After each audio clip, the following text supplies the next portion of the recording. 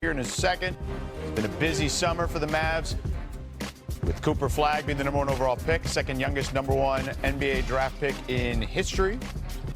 To add an infusion of youth and defense to the roster, in free agency, the Mavs plugged their point guard hole by signing D'Angelo Russell to a 2-year, $11.7 million deal to keep Dallas afloat at guard as Kyrie rehabs. You see Kyrie there.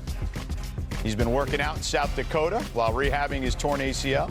He suffered back in March. Irving signed a 3-year, $118 million deal to return to Dallas this offseason. And now joining us here on NBA Today, our Dallas Mavericks reporter, Tim McMahon. Every team has a ton of optimism on Media Day, Tim, but not every team has 3 former #1 overall picks on the roster. So what's the scene like in Dallas today, partner? Howdy, George. Look, there's obviously a lot of optimism. There's a buzz around Cooper Flagg, the beginning of his career, this 18-year-old, potentially generational prospect. And he's excited to come in here. Very unique situation for a #1 overall pick to join a team. Not only is it a team with win-now expectations, but a team that has 3 future Hall of Famers: Klay Thompson, Anthony Davis, Kyrie Irving. Now, as far as when Kyrie will actually be on the court with the Mavericks, Jason Kidd made a point to temper expectations. He said, stop saying he's ahead of schedule. That's not fair to Kyrie. It's not fair to the Mavericks. He's on schedule. He's doing quite well. And then Kyrie came in here and smiled. He said, I'm right on schedule. But he does not want to set a specific date in terms of a target for his return. It's going to be a little while. Good news with another former #1 overall pick, Anthony Davis, had the retina surgery this summer, and AD says he is fully cleared. Now, there's redness in the eye, so that's caused by drops. He is going to have to wear protective glasses for the rest of his career per his doctor's mandate, but Cooper Flagg will be teamed up with AD, with Klay Thompson from the get-go, and then at some point, Kyrie will join the fold, but that is not on the horizon. Wow. All right. Well, there you have it, Tim. Certainly a lot to discuss there. So thank you so much for hanging out with us, because to me, the Kyrie thing is certainly going to loom all season long until we see him on the floor, because then we can really see what this Mavs team is made of. But thanks for stopping by, man. Appreciate it. All right. One of the biggest storylines of this offseason has been the stalemate between Jonathan Kuminga and the Warriors, and Media Day was the next chapter. Well, Kuminga was not at Media Day. But as our Sham Sharani reported yesterday, Al Horford will be with the Warriors this season. He was joined by DeAnthony Melton in committing to signing a deal and officially signing Gary Payton II today as well. So it's beginning to look like this Steph Curry team is finally coming together. But here's what the legend has to say about how unique year 17 will be due to the uncertainty of the roster. Here's Malika with Steph.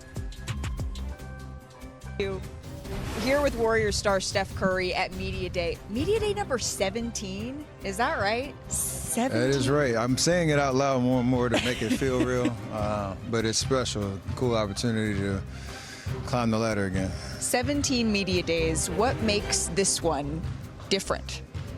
They're all pretty much the same to a certain extent. You obviously got new faces on the team, new faces around the organization. But it's always like first day of school vibes, like good energy. Everybody's excited for training camp to officially start. You know, it's just one of those things where you laid your outfit out and it's like, all right, let's put it on, let's get to go. Made sure there's no creases in it. It's first day of school. The last time, Steph, that we saw you, unfortunately, it was in the playoffs when your time was cut short with that hamstring injury. Yep. How much does that motivate you going into this new year? It's, you know, just a reminder of we were a really good team down the stretch of the season. You know, made our way into the playoffs, beat obviously Houston in the first round, and felt like we were just finding our stride after the trade for Jimmy. And we want to try to carry that momentum into this year. It's 82 games. You know, you have to stay healthy. It's a war of attrition for every team in the league. And, you know, for us to hopefully not be in a position where we're chasing like we were down the stretch last year, and give ourselves some breathing room heading into a playoff race and a playoff run. I feel like there's motivation enough, but I'm excited to get back out there and hopefully be on the floor. Well, let's put some numbers to that really good stretch that you had. You all were 23-8 with the three of you, Jimmy Butler and Draymond and yourself in the lineup. Knowing that, what do you think that this team can be with a full season ahead of you? I mean, that and more. I mean, if you extrapolate that record out to a full season, like that's going to get you home court advantage pretty safely.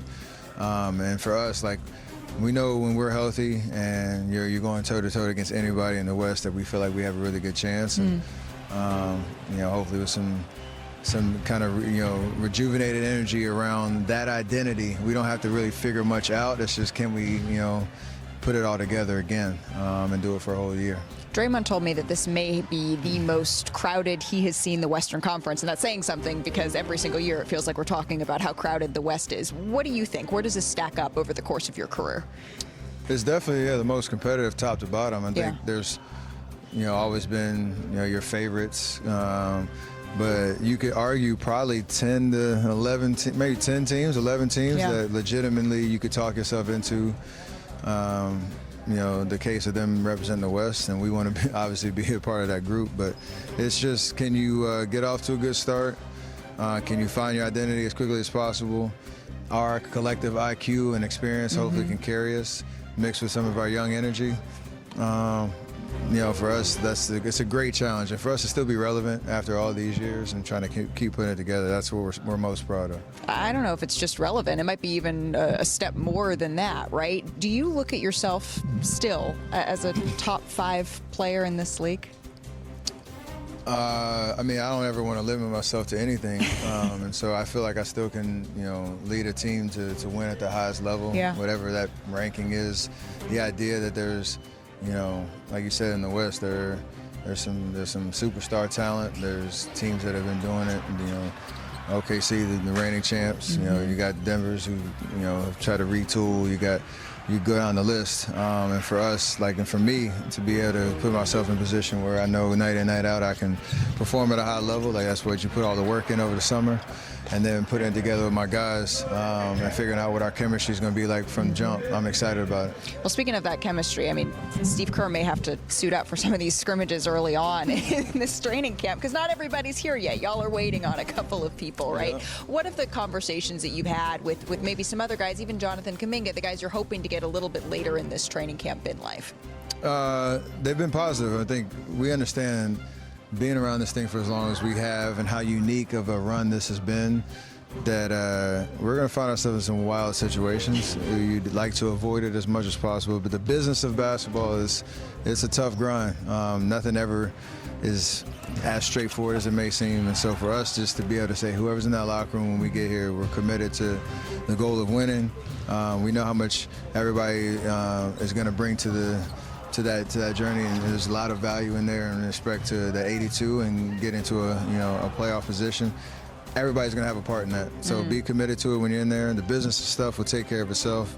It's our job to just go hoop and play basketball. Well, Steph, I know you have business to attend to here, so I really appreciate the time. Thank you very much. Absolutely. Appreciate you. All right, Malika, great stuff from you and Steph there.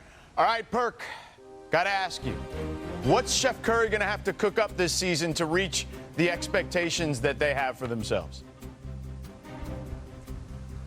Well, he's going to have to play like a top 10 player in the league. And one thing, I will never go against the light-skinned brother with the green eyes, especially with him having Jimmy Butler alongside of him. But the problem that I do have is that Malika just talked about it and asked Steph about it, about basically not having, everybody there for us to start a training camp. And I know how vital it is when you're trying to compete for a title and go win a championship, especially getting out of a tough Western Conference. It is crucial to get off a great start. Training camp is more about just what you do on the floor, but it's about the camaraderie, the chemistry that you build off the floor, and they really have to get this Jonathan Kuminga situation done real quick. Whether it's, they're going to come to agreement and sign him, and he's going to show up, or whatever the case may be, but they need to get this behind them. Bobby?